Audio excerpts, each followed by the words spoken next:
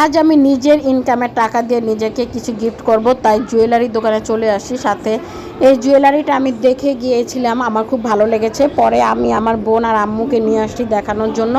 তো আম্মুও পছন্দ করছিল, আম্মু বলছিল আরও দুই একটা দেখো তোমার ভালো লাগে কিনা। আমি বললাম যে না, এটাই আমি নিতে চাই। নিজের টাকা দিয়ে কেনার আনন্দই অনেক অন্যরকম থাকে। সবসময় তো হাজব্যান্ডই গিফট করে, আমি আমার হাজব্যান্ডকে গিফট করি, ও আমাকে গিফট করে। আমরা যে একতরফা কেউ কাউকে উপহার দেই এমন কিন্তু না। যাই হোক, এটা কিনতে পেরে আমার খুবই ভালো লাগলো।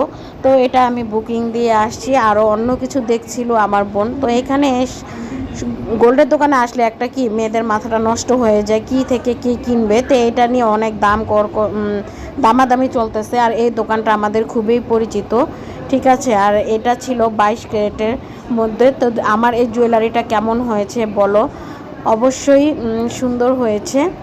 তো আম্মু আমাকে বলতেছিল যে আর একটু দেখো, এত দামি জিনিস, তুমি যদি এটা না নিয়ে অন্যটা নিতে চাও সেটাও দেখতে পারো।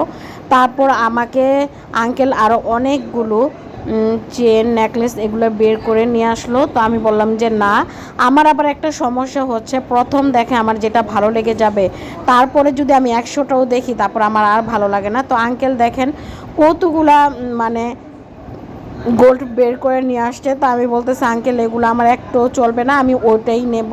তো আঙ্কেলও বলতেছে আচ্ছা তুমি যেহেতু পড়বে তাহলে তুমি তোমার পছন্দ মতোই নাও। আর আঙ্কেলদের ব্যবহারও মাশাল্লাহ অনেক ভালো। বাসায় আসি, দুলাভাই ফোন দিল যে তোমাদের জন্য এত খাবার নিয়ে আসি, তোমরা কোথায় গেছো। আমরা ক্যাশনার সালাদটা এত বেশি পছন্দ করি, ভাইয়া চাইনিজ থেকে অর্ডার করেছে।